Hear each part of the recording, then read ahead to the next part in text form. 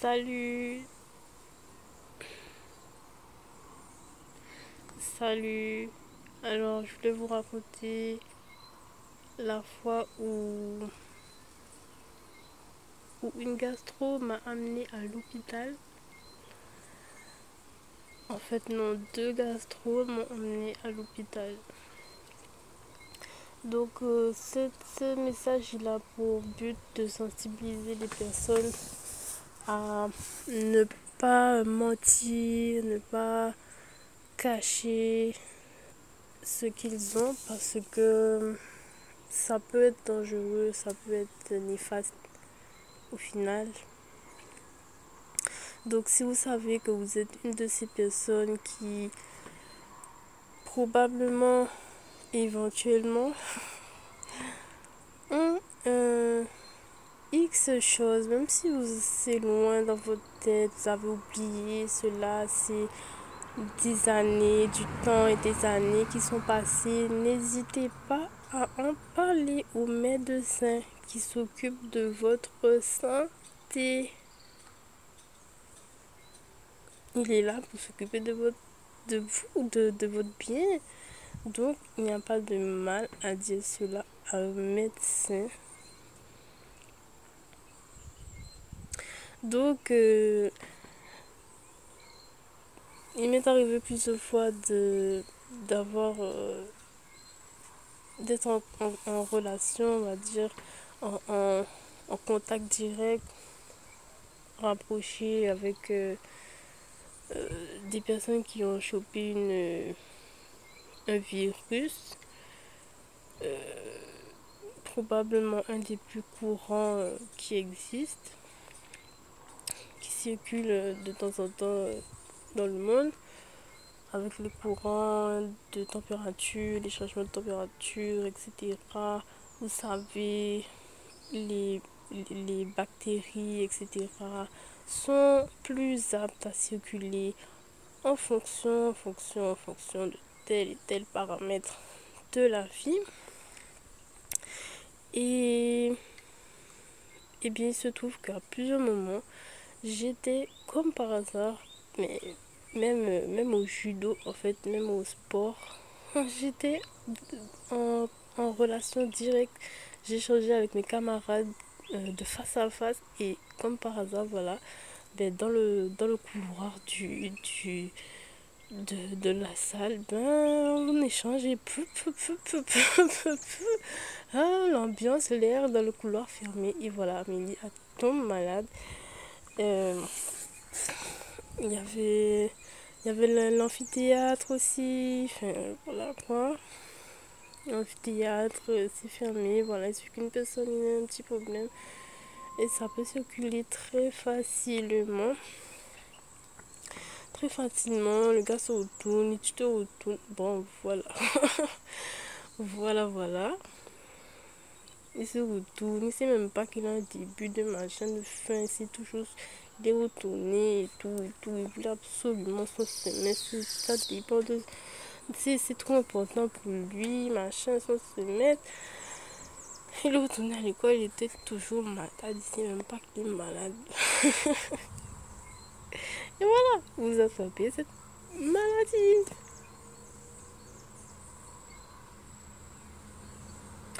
Et donc, du coup, bizarrement, quand les autres ils avaient des symptômes, vous savez, des plus basiques, des plus banaux, euh, c'est-à-dire, vous les connaissez avec moi ensemble, les vomissements, la nausée, euh, le mal-être général, enfin voilà, les douleurs au ventre, les crampes, basiques et lambda pour un virus très connu, qui circule énormément depuis des années. Probablement, les médecins doivent être fatigués même de cette maladie parce que ça circule et chaque année, il y en a des dizaines de cas, des dizaines. Voilà. Et puis quand eux, ils avaient ces symptômes, et ils s'asseyaient de temps en temps, voilà, ils disaient qu'ils n'en pouvaient plus, ils étaient assis Bon, même si c'était un peu peinant, un peu douloureux, ils étaient sur le siège et puis ils se redressaient, voilà. Eh bien, moi, je voulais me rouler par terre. Je voulais m'écraser au sol et ouvrir les bras vers le ciel de transpiration, de je n'en peux plus, aidez-moi. Je me roule à terre, j'en peux plus, je souffre, mais je peux plus. Voilà. Au secours, aidez-moi, quelqu'un, aidez-moi, aidez-moi, aidez-moi, parce que je ne vois pas, c'est plus que cela, je ne m'en sors pas, je m'en sors pas, il faut aider, c'est pas normal, attends, c'est pas un truc qui va pas du tout, du tout, du tout, du tout, du tout, du tout, du tout, je suis trop faible, je n'en peux pas. Voilà, ce genre de pensée, vous voyez. Et en fait, je dit que moi j'ai connu une chute. J'ai connu une chute. Depuis toute petite, je suis asthmatique, je suis allergique. Enfin, il y a un tas de choses. Il y a de l'eczéma depuis la plus jeune enfance. Voilà. Tout un tas de choses. J'avais souvent des rendez-vous chez les médecins spécialistes, etc. Parce que j'étais une personne qui avait déjà des problèmes, en fait, comme ça. Juste comme ça, hein, l'eczéma, les allergies respiratoires, voilà. Les allergies dans l'alimentation, comme tout un truc, pistache, cacahuètes, noisette, amandes, etc. J'étais allergique.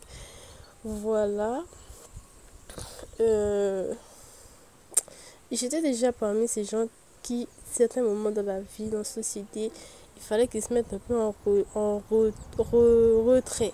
À un moment où j'étais allergique aux œufs, mais what? Aux œufs et aux mollusques aussi, aux fruits de mer, voilà. Après, les œufs sont passés, heureusement, parce que, waouh, j'aurais pas pu, hein, les œufs quand même. Basique, lambda, répandu dans la société. Comme le lait, ceux qui sont allergiques au lait, waouh, je sais pas comment vous faites. Beaucoup d'adaptation. Euh, et du coup, il y avait ça. Et il y a aussi le fait que je suis tombée, comme je vous ai dit, j'ai un problème sur un côté de mon corps. Et tout le côté gauche, il a des petites différences par rapport au côté droite. Et ça se passe pas exactement de la même manière à tous les niveaux en fait. Et même au niveau interne, j'ai des petits non-réactions. Voilà, non-réactions de mon ventre de temps en temps. Et je le ressens. Et je ne sais quoi d'autre qui peut bien se passer dans cette partie du corps. De toute manière, je ne la ressens pas. Donc, je ne sens pas ma digestion de ce côté. De manière générale, je ne sens pas ma digestion. Comme si j'étais un sportif, vous voyez, qui suit son régime et tout, qui se dit, ça, ce truc, il est passé comme si. Je n'arrive pas vraiment à faire ces choses. Jamais, jamais, jamais, jamais. Je n'arrive pas à faire ces choses-là. Et voilà. Donc, je sais pas du tout, c'était probablement lié à ça, mais je vous dis, il y avait ça aussi, il y a ça aussi. Et je ne sais pas si c'était lié à cela, au fait que j'étais moins dans le cas lambda normal, tu vois, de faire passer la maladie, quoi. Faire boire comme tout le monde des petits remèdes maison, des coca lambda, des trucs, des je sais pas quoi qu'on donne dans ce cas-là. Se désinfecter, se prendre des bains, voilà. Eh bien, j'avais l'impression que ça allait plus loin que ça, c'était allé plus vraiment dans le cas gravissime. Et d'un moment à un autre, comme ça, en accélérant, euh, du, je vous donne le truc, hein, la personne a été tombée malade la veille. Moi, je l'ai vue l'après-midi. Disons, elle était malade l'après-midi. Moi, je la vois l'après-midi. Moi, le lendemain matin, je suis dans un cas pas possible. Un cas pas possible. Le réveil, comme ça, je suis dans un cas pas possible. Donc, faites attention. Euh, ça peut vous arriver si vous avez des différences avec des cas lambda. Quoique des cas lambda, aujourd'hui, qu'est-ce que c'est? Moi, je ne sais pas. Tous les jours, il y a des choses à la télévision. Donc, ça se trouve, la population qui a des différences, il y en a vraiment plus que ce qu'on croit. Donc, voilà, n'hésitez pas parce que quand je vais à l'hôpital, c'est un vrai tracas pour aller devant les médecins, les secrétaires, etc. Leur dire, ben oui, en fait, je sais ce que vous allez dire. Ça doit être rien du tout, mais en fait, au fond, il y a un truc plus loin et tout, et tout, et tout. Donc, c'était un peu difficile. Mais bon, on dirait que la vie m'a quand même permis d'être surveillée un petit peu par les médecins dans cette histoire, dans ce cas-là. Parce qu'avoir du sang dans le vomi, du sang et avoir des brûlures comme ça, ça avait un retournement, etc.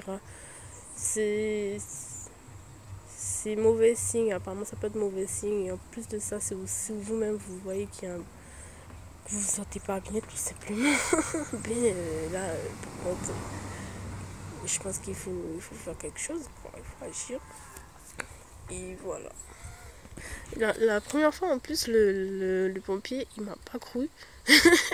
Le pompier ne m'a pas cru. J'étais toute seule dans mon studio. Je venais de commencer les études. Et il me dit quoi? Il me dit, madame, si c'est juste pour votre gastro, on va pas venir. C'est ça qu'il m'a dit la première fois. Mais je peux pas lui expliquer que, en fait, là, je suis pas en mode gastro, je suis en mode. Je suis en train de tomber, etc. Je suis en train de ne pas arriver à quoi que ce soit. Je ne peux pas lui expliquer ça parce que dans ma tête, sur le coup, la première fois, l'une des premières fois où ça m'est arrivé, je suis jeune et tu vois, un peu dans la découverte. Et je dis la première chose que j'entends dans la vie. Donc je dis, j'ai une gastro. Je dis comme ça, j'ai une gastro, voilà, c'est ça. Et il me dit, ben, il me répond ce qu'on lui demande de répondre dans ces cas-là. On ne va pas venir pour votre gastro.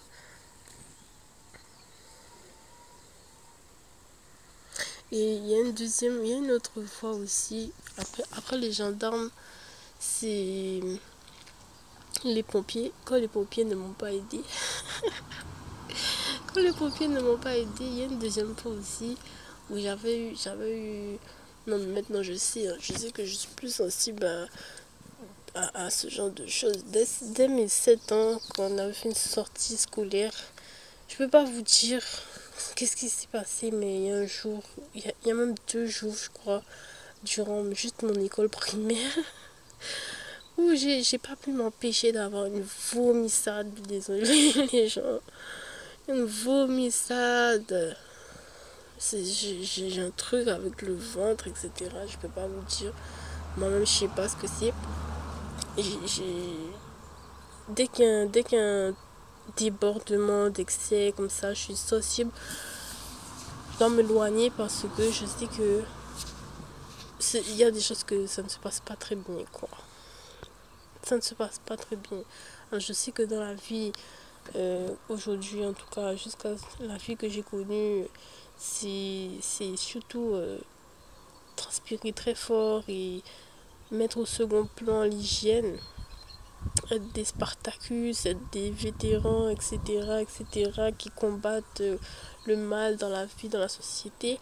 Mais ça, c'est assez incompatible avec moi, malheureusement, ou heureusement, parce que dès qu'il y a un excès, il y a un débordement, encore une fois, donc ben, ça risque de mal se passer, tout simplement. Donc, la fois où il y a eu un débordement dans ma vie, au niveau de l'hygiène, euh, pareil, je commence à avoir des crampes comme ça, des... c'est une crise, quoi, une crise de souffrance au niveau du ventre. À ce, comme ça, aidez-moi, comme ça, en bas de chez moi, j'ai quand même fait la que je voulais partir de chez moi. Et puis, même si malgré tout ça, tu vois, je marche, et puis au bout d'un moment, j'en peux plus. Et je suis en train de ne plus pouvoir me retenir, de faire aidez-moi sur la bride de bus, en me tenant le ventre parce que j'ai mal au ventre, j'ai des crampes, douleurs. J'ai jamais connu ça de ma vie. J'ai du mal à respirer, j'ai du mal à expirer, ça sort pas de sur moi, etc. Ça gigote comme pas possible.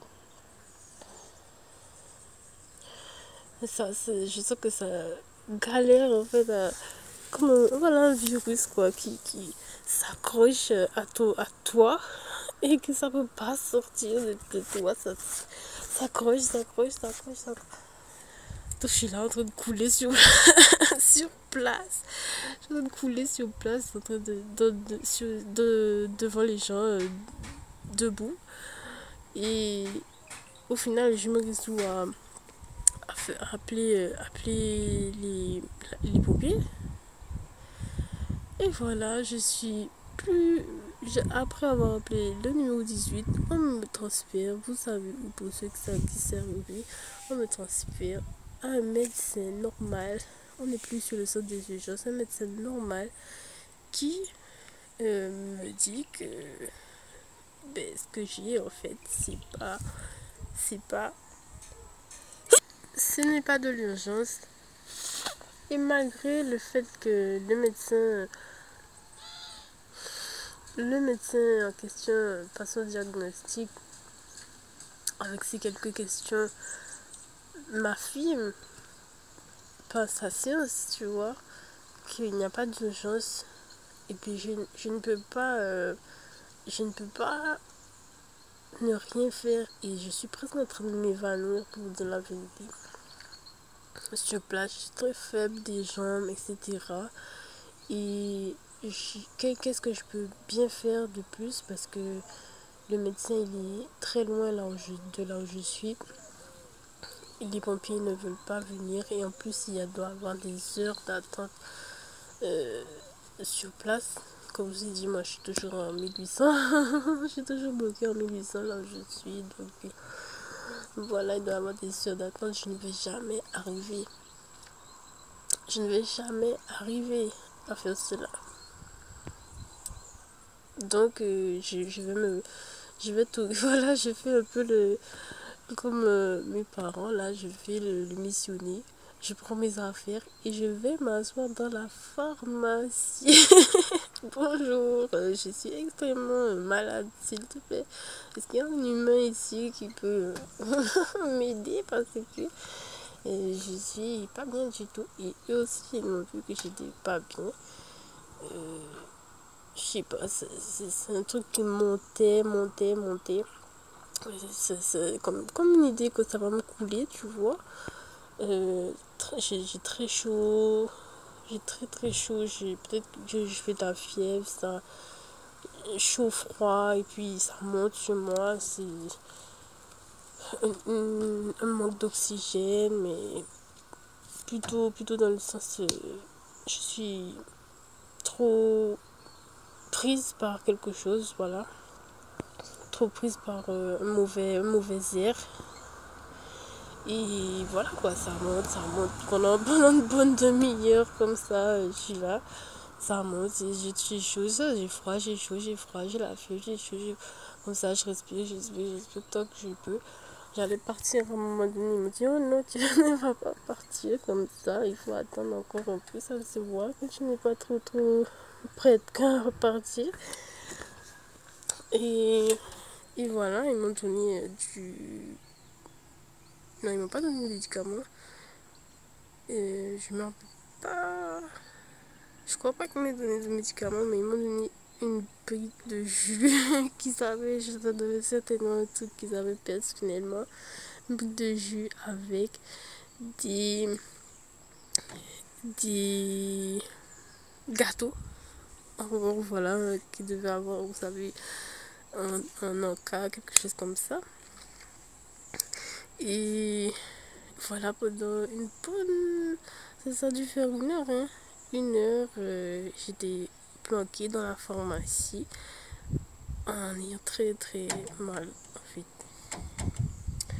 Voilà, donc tout ça c'est pour vous dire la morale d'histoire. Si vous êtes un peu différent, si vous êtes un peu différent, vous savez que vous êtes différent, prenez beaucoup d'épaules, beaucoup de responsabilités. Les gens vont vous aider, voilà, prenez sur vous parce que tout le monde ne pourra pas être au jour J, avril, mai 2023. Il y a des choses différentes, vous le savez. Donc, prenez sur vous et voilà. Soyez dans ce sens-là plutôt, soyez des Spartacus pour vous-même. Et voilà.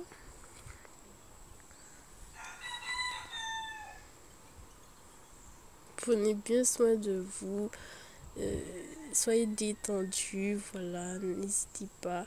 Restez calme. Ne vous énervez pas. Ça ne sert à rien. Ça va juste vous empirer votre état. Restez zen. Souriez. Essayez de sourire, de blaguer, de sourire. Voilà. Et les choses vont entrer dans l'ordre. Ok. Salutations.